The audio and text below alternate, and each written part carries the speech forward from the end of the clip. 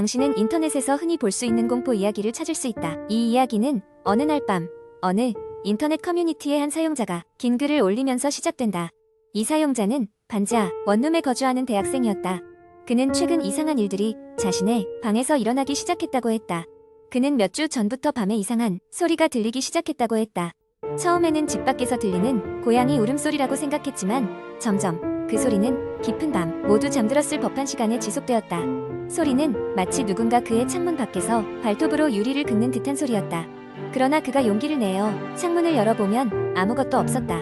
그저 한밤중에 정적과 싸늘한 바람만이 그를 맞이할 뿐이었다. 시간이 지나며 소리는 더 빈번해졌다. 그는 밤마다 그 소리에 잠에서 깼고 매번 식은땀을 흘리며 창문을 확인해야 했다. 방은 늘 그대로였다. 그러나 어느 날 밤 그는 창문 옆에 커튼에 투명한 손자국이 남아있는 것을 발견했다. 그것은 마치 누군가가 밖에서 그의 방 안을 들여다본 것처럼 뚜렷했다. 그는 당장 창문을 닫고 경찰에 신고했지만 그날 저녁 경찰이 도착했을 때에는 이미 자국은 사라진 후였다. 이 사건 이후로 그의 삶은 더욱 혼란스러워졌다. 그는 밤에 잠을 잘 수 없었고 학업에도 집중할 수 없었다. 방 안에서는 흑백으로 되노래된 사진들이 발견되었는데 그는 그것들을 전혀 본 적이 없었다. 사진 속에는 자신이 전혀 모르는 이들이 그의 방 안에서 포즈를 취하고 있었다. 그리고 그 사진들은 점점 시간이 지남에 따라 늘어갔다. 그는 이 문제를 해결할 방법을 찾기 위해 한 무당을 찾아갔다. 무당은 방 안을 둘러보더니 한숨을 쉬며 말했다. 이 방에는 예전부터 강한 원한이 맺혀 있는 것 같소. 어떤 일이 있었는지 정확히 알 수는 없으나 이 방에서는 과거에 큰 사고가 있었던 것 같소. 그는 무서워졌다.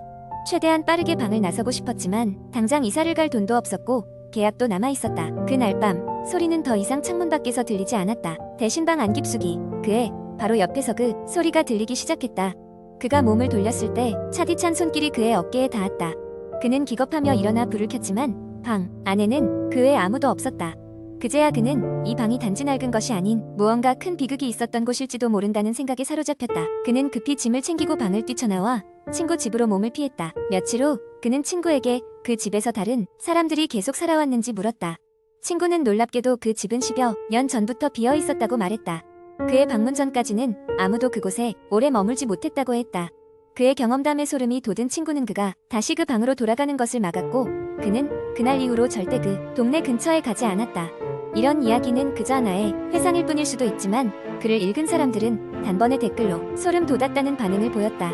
그리고 이 이야기는 다른 인터넷 사용자들 사이에 빠르게 퍼지며 한국의 대표적인 인터넷 공포썰 중 하나로 자리 잡았다.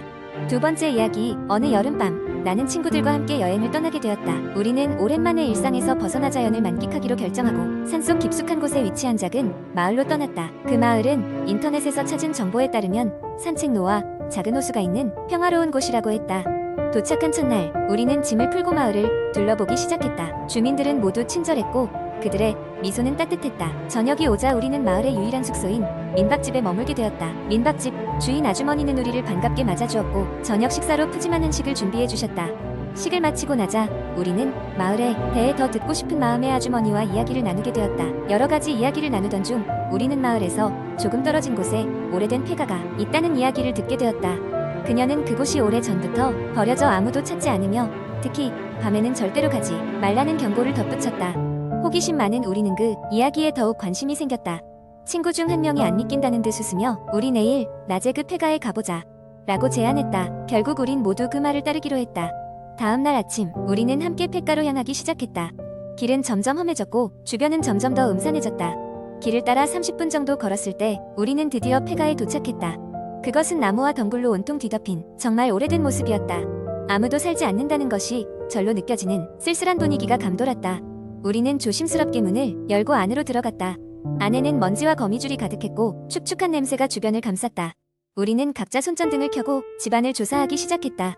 각 방에는 낡은 가구와 찢어진 책들이 흩어져 있었고 벽에는 때 묻은 사진들이 걸려 있었다. 사진 속 사람들은 오래된 옷을 입고 있었으며 그들의 표정은 모두 심각해 보였다.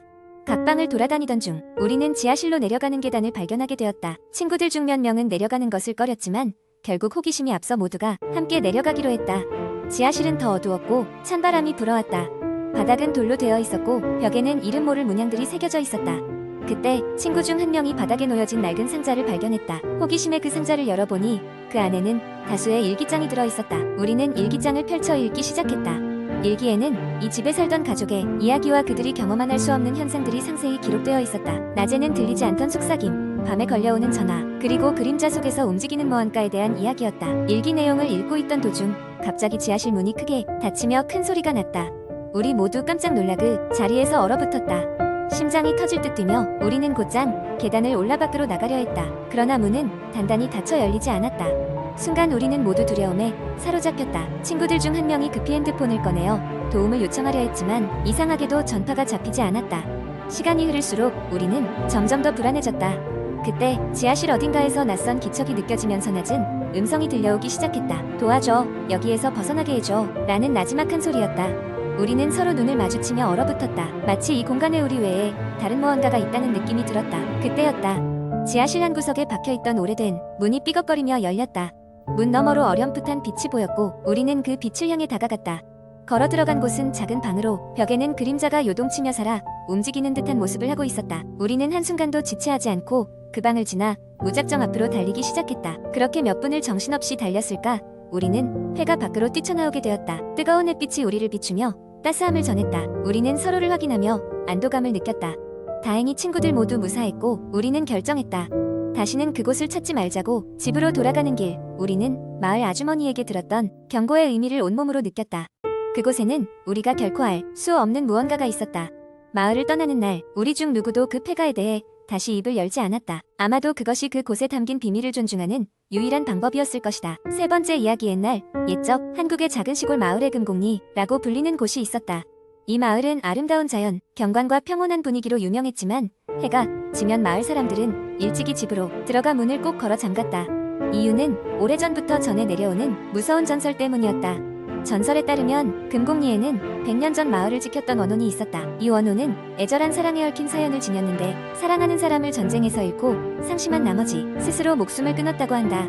그 이후로 그녀의 귀신이 해질 역히면 마을 주변을 배회하며 자신의 사랑을 찾아다닌다고 전해진다. 그녀의 모습은 아름답지만 눈물이 끊임없이 흐르며 그녀가 걸어가는 길에는 한기와 슬픔이 가득하다고 한다. 그녀를 본 사람들은 하나같이 그 슬픔에 사로잡혀 한동안 현실과 꿈을 분간하지 못하는 상태에 빠졌으며 몇몇은 심지어 실종되기도 했다. 이 때문에 마을 사람들은 해가 지기 전에 모든 일을 마치고 집으로 들어갔으며 절대 아이들을 어두운 시간에 밖에 나가지 않게 주의를 기울였다. 하지만 금곡리의 새로운 이주민인 서울 출신의 젊은 부부는 이 전설 따위는 그저 옛날 이야기로 치부했다. 그들은 도시의 삭막한 생활을 벗어나 자연 속에서 새로운 삶을 살고자 이곳으로 왔기 때문에 마을의 미신에는 큰 관심을 두지 않았다. 주변 이웃들이 전설을 경고하며 저녁에는 문을 잠그라고 충고했지만 그저 미소로 받아넘기고 말았다. 그러던 어느 날 부부는 마을 사람들이 왜 그렇게 경계를 하는지 이해할 수 없다는 듯이 저녁 식사 후 늦게까지 밖에서 마당 정리를 하고 있었다.